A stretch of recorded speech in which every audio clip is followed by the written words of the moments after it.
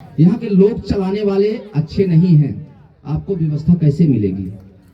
Article number 19 में हमको मिला है बोलने की आज़ादी, कहीं बस जाने की आज़ादी, रहने की आज़ादी। संविधान में 395 से ज़्यादा आर्टिकल है।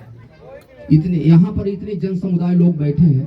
मैं पूछना चाहता हूँ और सवाल भी है कि कितने लोगों के घर में संविधान है? जरा हाथ ऊपर करके बताएं थोड़ा, कितने लोगों के घर में संविधान है? कुछ चंद लोगों के घर में। ये समझिए, जिसके वजह से हमको अधिकार मिला, उस संविधान की कॉपी हमारे घर में नहीं है, उसकी एक बुक हमारे घर में नहीं है। हमारे पास बहुत सारी बुक पड़ी होगी, लेकिन बाबा साहब की लिखी संविधान हमारे घर में नहीं है। कारण जानते हैं क्या है? बाबा साहब को यहाँ आज हम सब मिलके जयंती मना रहे हैं, बाबा साहब की नहीं मानते हैं। बात यही पर है कि जयंतियाँ आज इस गांव में मान लीजिए पहली बार मनाई जा रही है, लेकिन जहाँ कई सालों से मनाई जा रही है। बाबा साहब ने 1995 में संविधान जब बना के दिया ना, तो एक बात कहे थे कि पहले रानी के पेट से राजा पैदा होता है, अब आज इसके बाद आपके वोट से राजा पैदा होगा। पंच से लेके आप जहां तक चाहे, कुछ पद प्रत्यक्ष रूप से होते हैं, कुछ अप्रत्यक्ष रूप से होते हैं। जैसे ग्राम पंचायत में पंच प्रत्यक्ष रूप से होता है और उप सरपंच अप्रत्यक्ष रूप से होता है, उसी तरह जितनी सारी व्यवस्था है वो संविधान से मिली है।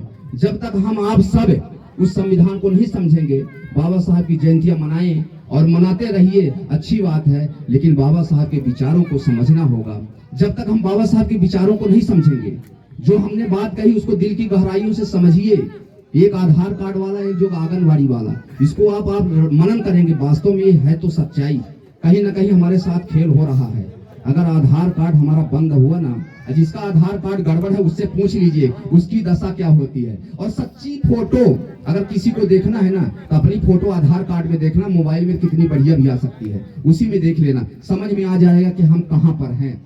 और बाबा साहब की इतने दिन से संविधान बना है, संविधान को चलाने वाले और संविधान को मानने वाले में फर्क है। मानने वाले कुछ कर नहीं सकते हैं और चलाने वाले अपनी मर्जी से चला रहे हैं। तो हम यही कहना चाहते हैं कि आप संविधान को पढ़िए, उसकी सारी अनुसूचियों को पढ़िए, सारे आर्टिकल को पढ़िए। जब तक आप सारे आर्टिकल को नहीं पढ़ेंगे, सारी सूचियों को नहीं पढ़ेंगे, तब आपको पता नहीं लगेगा संविधान में है क्या, संविधान किसके लिए बना है। आज तक पता ही नहीं, बहुत सारे लोगों को पता ही नहीं संविधान किसके लिए बना है, संविधान है क्या। क्योंकि बहुत सारे लोग, हम एक बार मोहनी में आए थे, ददन मास्टर साहब हैं, इनके गांव में एक कार्यक्रम था, मैं एक उदाहरण के तौर पे बता रहा हूँ। एक साइड में जैसे आप लोग बैठे हैं, इस साइड में इतने लोग थे और हमारे हाथ में 2 किताबें थी, एक मनुस्मृति थी, दूसरी